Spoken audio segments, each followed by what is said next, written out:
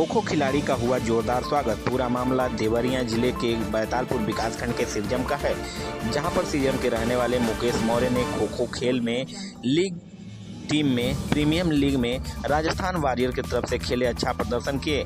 आज जनपद में उनका जब आगमन हुआ तो देवरिया स्टेडियम से लेकर सिरजम तक ढोल नगारे और फूल मालाओं से उनका जोरदार स्वागत हुआ।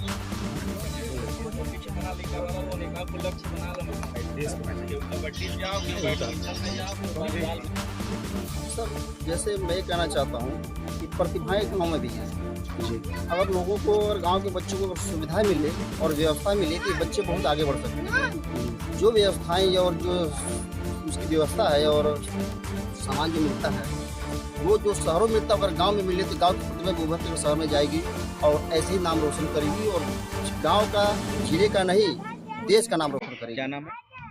राजू पटेल सर मेरा नाम। गांव के बच्चन के हर सुविधा उपलब्ध होना चाहिए जी। क्या नाम है आपका? भगवान कुशवाहा। देखिए, इस पर मैं ये कई विचार कहना चाहूँगा। जो भी खेल है, चाहे खो खो हो, चाहे वॉलीबॉल हो, कबड्डी हो, क्रिकेट हो, अगर हमारे गांव का, क्षेत्र का, जिला का नाम रोशन हो रहा है तो इससे बड़ी उपलब्धि कोई हो नहीं सकती है। क्या नाम है सर आपका? मेरा नाम अजय कुशवाहा है। हम यही कहना चाहते हैं कि हम लोग 12-13 लोग हैं, वॉलीबॉल का ग्राउंड बनाए तो छोटा सा है, बहुत दिक्कत से खेलते हैं हम लोग, वही दिक्कत रहता है। न पोल वोल है, बस हम बांस का ही बनाए हैं और चंदा लगा कर हमारे गांव ग्राम प्रधान है वो गेना खड़े कर दिए हैं, इसीलिए हम खेलते हैं। क्या नाम है सर आपका? मेरा नाम है दीपक कुशवाहा। सर मेरा नाम विनय कुशवाहा है। हम चाहते हैं कि ऐसे ऐसे प्रतिभा और इस जिले से, इस गांव से ज़्यादा से ज़्यादा निकले और गांव के नाम रोशन करें, ब्लॉक के नाम रोशन करें, जिला के नाम रोशन करें, इससे ज़्यादा। और जो सरकारी सुविधाएं हैं वो इस गांव में कोई कुछ भी उपलब्ध नहीं है।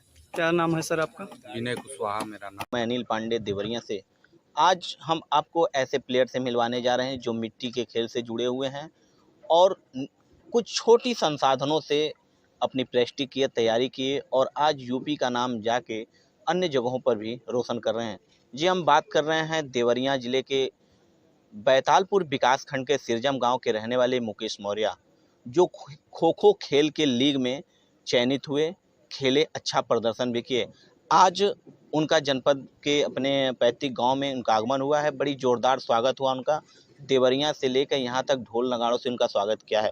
आज कुछ सवालें हैं जो उनसे सवाल हम पूछने की कोशिश करेंगे। हमारे पास में बैठे हैं मुकेश जी, बहुत बहुत स्वागत है आपका हमारे चैनल में।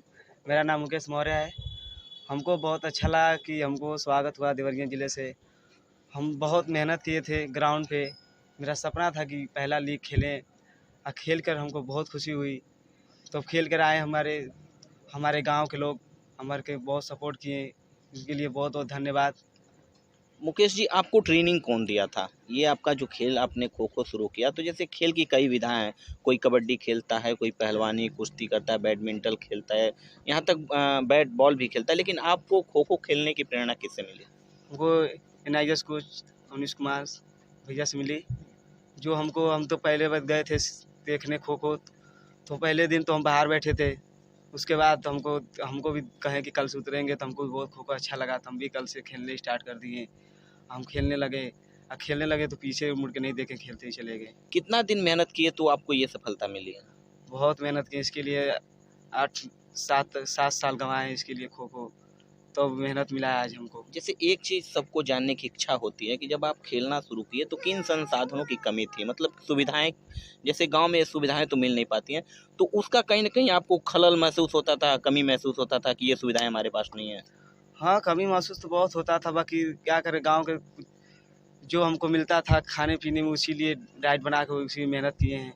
हमको सुविधा बहुत कुछ नहीं मिल पाता था, बाकी तो उसके लिए हम बहुत थी करते थे, कोशिश करते कि मिल जाए। बाकी को जो मिलता था उसी में हम खुश थे या उसी में अपना ग्राउंड पे प्रैक्टिस करते थे। जैसे कोई एक अपनी कहानी छोटी सी बताइए जहां आपको लगा हो कि हमको बहुत मतलब ये चीज़ होता आज मेरे पास तो मैं बहुत आगे गया होता। कोई एक छोटी स्टोरी बताइए जो मतलब जिसकी कमी आज भी आपको खल रही है। उसके कमी तो कोई नहीं खल रही है, हमको बस यही था कि हम खेल कर आए तो मेरे पिताजी मेरे माताजी साथ में रहें, हमारे कोच रहे, हमारे गांव के लोग रहे। यही मेरी सोच थी, आज सोच हमारी पूरी हो गई। अच्छा, इसके आगे की सोच क्या है आपकी? सोच यही है कि अब आगे भी अब खेलना है हमको। आज सिरजम गांव का, देवरिया जिला का भी नाम रोशन करना है, अपना यूपी का भी। जैसे इसमें भविष्य कहाँ तक आपको दिख रहा है?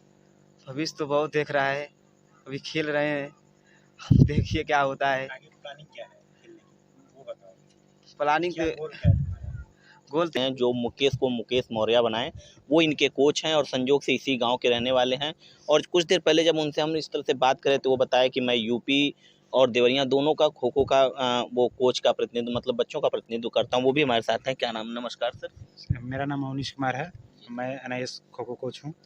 और मैं आज तक जो भी मुकेश बताया उसमें कुछ चीज़ें हैं जो कमी है, लेकिन ये एक्सप्लेन नहीं कर पा रहा था। सबसे बड़ा जो मुद्दा है कि आज खो-खो में एक ऐसा सितारा है जो पूरे भारत में छाया हुआ है, हर जगह के लोग जानते हैं। आज हमारे ग्राम सभा को भी लोग पूरे इंडिया में जानते हैं, हमारे डिस्ट्रिक्ट को नहीं जानते हैं, लेकिन सिरजम को सभी लोग जानते हैं। तो ये उपलब्धि है आज मुकेश मौर्य की वजह से। लेकिन रही बात कि आगे प्रैक्टिस करने की या खिलाड़ी जुड़ने की, तो इस सबसे बड़ा हमारा जो मुद्दा है वो ग्राउंड का है, जो आज तक सिरजम गाँव में हमें अवेलेबल नहीं मिला। फिर भी हम लोगों ने कभी स्टेडियम का मुंह नहीं देखा, गांव में ही प्रैक्टिस करके आज इस बुलंदी पे इसको पहुंचाया गया। ग्राउंड में हमें जहां भी हम लोग अभ्यास करते हैं उसमें हमारे पास कोई इक्विपमेंट्स नहीं है, और विदाउट इक्विपमेंट्स कोई भी ट्रेनिंग नहीं की जाती है। वो कोई भी खिलाड़ी हो, चाहे कितने भी बड़े फॉर्मेट का हो या छोटे फॉर्मेट का, इक्विपमेंट तो चाहिए। फॉर एग्जाम्पल जैसे लैडर चाहिए, हडल चाहिए, वेट के लिए डंबल्स चाहिए, बारबल चाहिए। ये सारी चीज़ें हमारे पास नहीं है। हम लोग क्या है, देहात के क्षेत्र से बिलोंग करते हैं, तो हम लोग डंबल के रूप में ईंट का इस्तेमाल कर लेते हैं वेट के अकॉर्डिंग, जिससे हम वेट ट्रेनिंग कर सकें। और हडल के जगह पे हम लोग कोई भी इक्विपमेंट्स खड़ा करके हम जंप के लिए ट्रेनिंग कर लेते हैं, हाई जंप के लिए। तो मतलब डिफरेंट टाइप ऑफ जो देहात में पॉसिबल हो, खुद से जनरेट किया जाए, वही चीज़ें करके आज हम लोगों ने इस उपलब्धि को हासिल किया।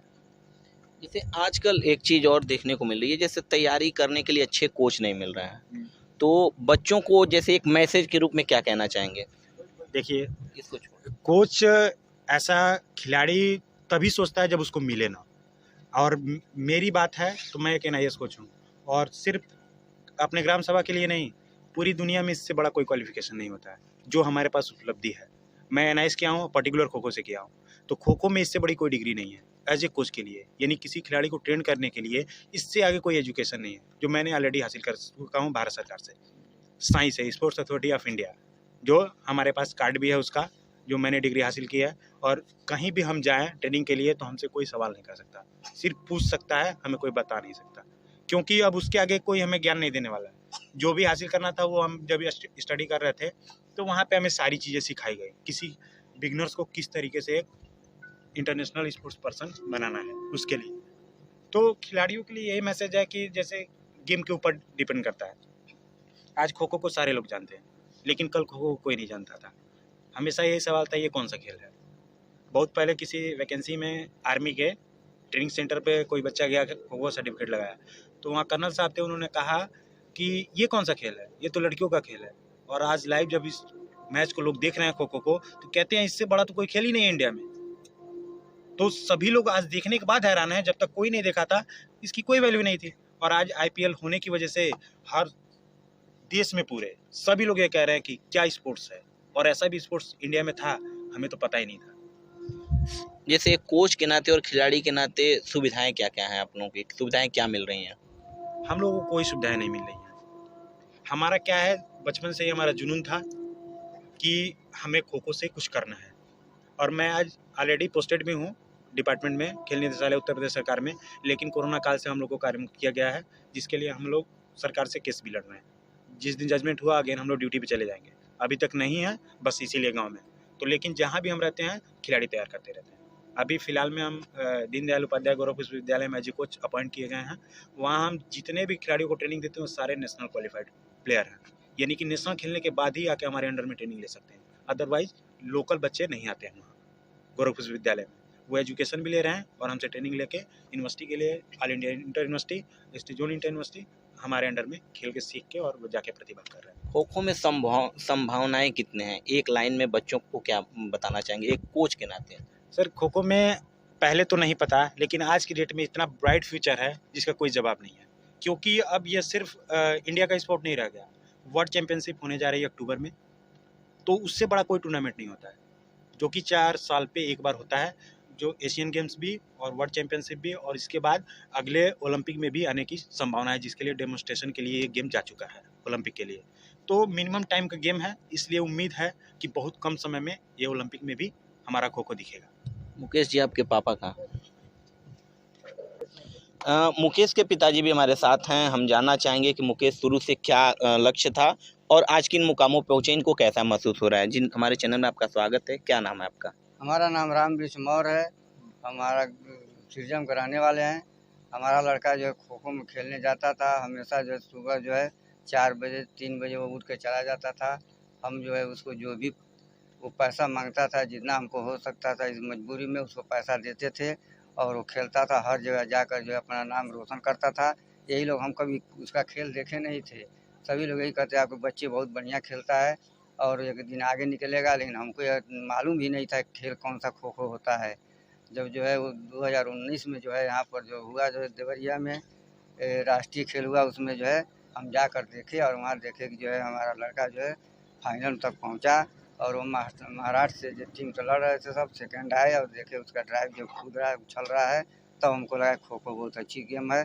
और जब भी कहीं जाता था, जब भी पैसा मांगता था, जितना हमसे हो सकता था उतना पैसा उसको हम देते थे खेलने के लिए और जा के अपना जो है काम करता था। अच्छा, कभी ऐसा नहीं है कि घर के काम के लिए वो निकल गए, घर का काम नहीं हुआ, आप डांटे हों, बोले हों, ऐसा कभी हुआ है? नहीं, ऐसा तो कभी नहीं होता था, लेकिन मान लीजिए छोटा मोटा काम हम लोग देहात कराने वाले हैं, कोई काम लग गया जो है मान लीजिए खेत बाड़ी का, तो एक आध बार नाराज हुए हैं कि नहीं? जरूर नाराज हुए कि भाई यह काम कर लिए तो जाइए। थप्पड़ भी चलाए हैं? नहीं, थप्पड़ तो नहीं चलाए, डांटे नहीं। एक देखिए, एक सक्सेस बेटे के ऊपर पिता का हाथ होना जरूरी है। वो हाथ 2 तरीके से होता है, एक आशीर्वाद का होता है, एक प्लेसमेंट मतलब पीटने का होता है। तो वो कभी हुआ कि नहीं? तो जो है नहीं करते थे, लेकिन डांटते थे, यही करते थे, खेलो बढ़िया खेलो, पढ़ो साथ में साथ और खेलते रहो और जो है आगे निकलो, जो भी बनो A1 बनो। हाँ बनो, ये एक नंबर बनो। क्योंकि हम भी जो भी काम किए हैं आज तक जो है, जो भी काम किए हैं, चाहे कबड्डी खेले थे पहले जो है, चाहे मान लीजिए हम पढ़ते थे तो जो BA तक थे हम पहले ही सीट पर बैठते थे, आगे जो है मॉनिटर भी बन के रहे हैं शुरू से लेकर अंत तक जो है। यानी वही जुनून आपके बेटे में चाहते थे कि वही जुनून हमारे लड़के के पास भी रहे, उतना ही जानकारी उससे हो। क्या लड़के हैं आपके? हमारे 2 लड़के हैं, जो एक जो बड़ा वाला है